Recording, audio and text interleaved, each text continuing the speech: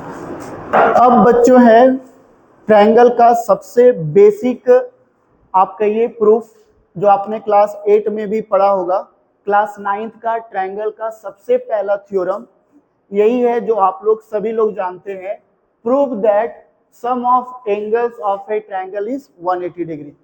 How to prove sum of all the angles equals 180 degree. तो इसको prove करने से पहले आप लोग को ये बताना चाहता हूं कि पिछले आपका जो वीडियो है उसमें पैरेलल लाइंस का कॉन्सेप्ट है, आप जाकर पैरेलल लाइंस को देखिए, उसके बाद ये देखिएगा तो आपको बहुत आसानी से और इजी से समझ में आ जाएगा। तो जाके देखिए, प्लीज रिक्वेस्ट है कि आप जाके पैरेलल लाइंस का अच्छा कॉन्सेप्ट बनाइए, तब जाकर आप इसको प्रूव करने में बहुत आसानी होगा। तो चलिए देखते हैं क्या करना है।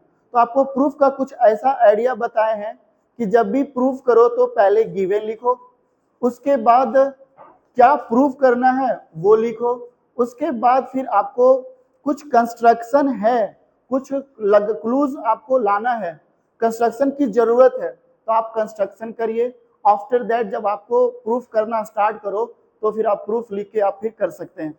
तो आइए सबसे पहले आपको गिवन लिखना सिखाते हैं कि क्या इसमें गिवन है वो पहले लिखते हैं। तो आपके पास गिवन सिर्फ एक ही चीज है कि सिर्फ ट्रायंगल दिया गया है। तो बच्चों क्या लिखोगे गिवन में कि गिवन में लिखोगे in triangle ABC, triangle ABC ही आपको दिया गया है और आपको टू प्रूव क्या करना है।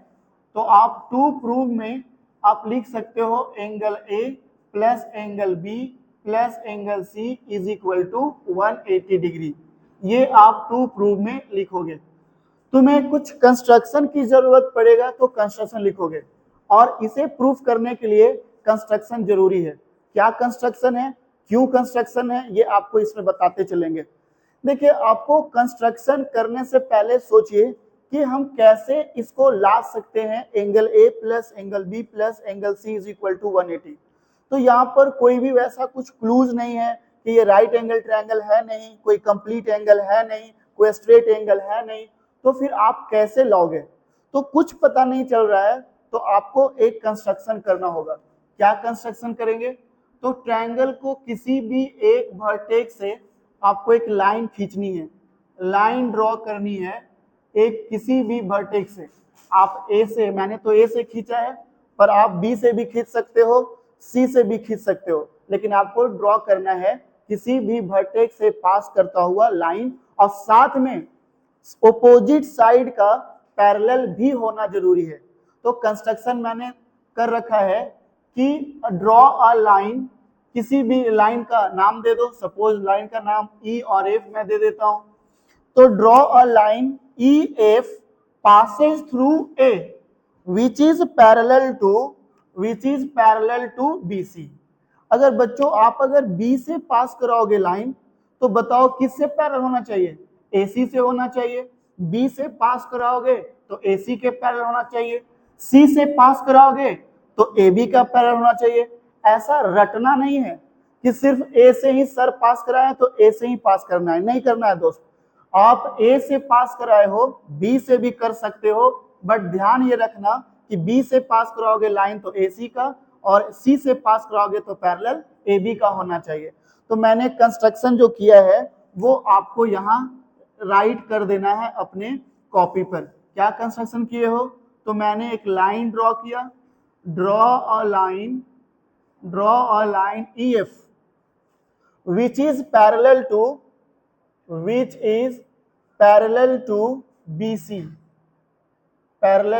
BC, जो कि BC के क्या होगा, पैरेलल होगा।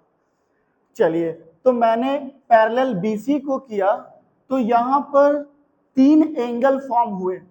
कौन कौन सा एंगल हुए उसका नेमिंग कर देता हूं, एंगल 1, एंगल 2 और एंगल 3। ये 3 एंगल फॉर्म हुए। इसी टाइप से ये एंगल का नाम B और ये क्या C। तो आप इसका भी चाहो तो B को भी नाम कर सकते हो, एंगल C के भी नाम कर सकते हो, नेमिंग कर सकते हो। तो आप कर लो नेम 4 और नाम कर लो क्या 5, नेमिंग कर लो 5। अब आपको मैंने अभी जस्ट बताया कि पैरेलल लाइंस का यूज करना है, और मैंने पैरेलल लाइंस इसलिए कंस्ट्रक्ट किया है कि पैरेलल लाइंस का 3 concept, corresponding axioms, alternate interior, को इंटीरियर, ये सब सारे यहाँ पर कॉन्सेप्ट यूज कर सकते हैं, थ्योरम यूज कर सकते हैं। तो अब आइए देखिए क्या मैं यूज करता हूं इसके लिए। तो यहां से आप प्रूफ लिखो, प्रूफ लिखने के बाद आप पैरेलल कंसीडर करो।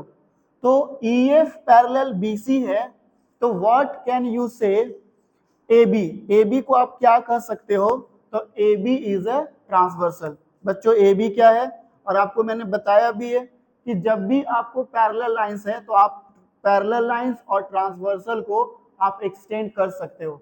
तो EF पैरेलल BC है, तो एंगल 1 और एंगल 4 क्या है, एंगल 1 और एंगल 4 अल्टरनेट इंटीरियर है। आप ऐसा बोल सकते हैं 1 equal to what 4, because EF parallel BC and AB is a transversal. तो जो मैंने बताया है वही आपको लिखना है नोट कॉपी पर कि EF parallel since EF parallel BC, EF parallel BC and AB is a transversal, AB is transversal, AB आपका ट्रांसवर्सल है। Therefore angle 1 is equal to angle 4, angle 1 is equal to angle 4। आपको लिखना है किसके वजह से हुआ है ये, तो बच्चों ये है by alternate interior angle, alternate interior के वजह से एंगल 1 और एंगल 4 क्या हुआ, इक्वल हुआ। आप इसे नेमिंग कर दो, नेमिंग कर दो कितना 1। नाउ अब फिर से वही चीज रिपीट करनी है इस साइड पर, फिर क्या करना है, इसी चीज को रिपीट इस साइड पे करना है। तो फिर EF parallel BC and AC is a transversal. Again EF parallel BC and AC is a transversal, transversal.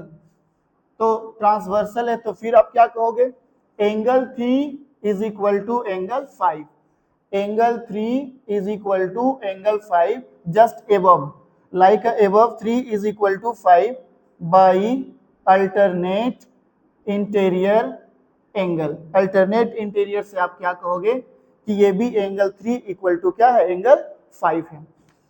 अब आप ये दोनों मैंने यूज कर लिया और कोई वैसा पैरेलल लाइंस और ट्रांसवर्सल का कोई रिलेशन नजर नहीं आ रहा है, तो आप क्या देख रहे हो, first theorem lines and angles में सिखाए थे कि किसी भी स्ट्रेट लाइन के एक ही साइड का सम कितना होता है, 180 होता है। तो ये स्ट्रेट लाइन है और सभी एंगल का सम अगर ऐड करेंगे तो फिर क्या होगा, 180 के इक्वल होगा।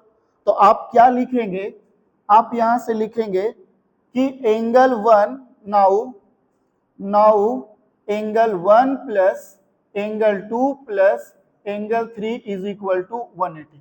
बताओ हाउ, कैसे कैसे है, तो उसका रीजन देना है।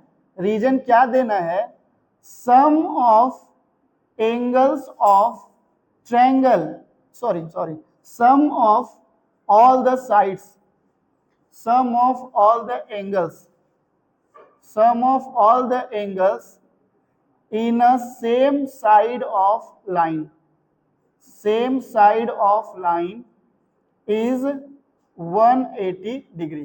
थ्योरम नंबर 1 मैंने करा रखा है, तो आप ऐसे लिख सकते हो। Now substitute the value, angle 1 replaces bye angle 4 plus angle 2 same as angle 3 replaces by angle 5 is equal to 180। क्यों ऐसा मैंने क्यों रिप्लेस किया, आप देखो एक एंगल 1 एंगल 4 के इक्वल है तो 1 मैंने हटा के 4 लिखा, एंगल 3 5 के इक्वल है तो मैंने हटा के यहाँ पे 5 लिखा। क्यों क्या किया हमने, तो वो आपको इंडिकेट करना है यूजिंग फर्स्ट एंड क्या सेकेंड।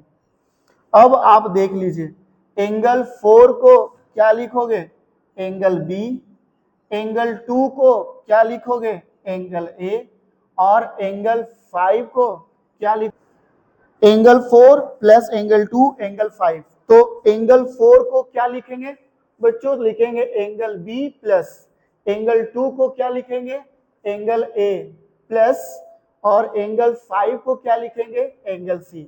अब आप इसे अरेंज कर दो और आराम से लिख दो in triangle A B C angle A plus angle B plus angle C is equal to 180। तो ये आपको प्रोसेस है और तरीका है प्रूफ करने का। तो आप इसको बार बार देखिए और आपको 3 बार प्रैक्टिस करना होगा कम से कम, तो जाके ये आप सीख पाएंगे। Thank you.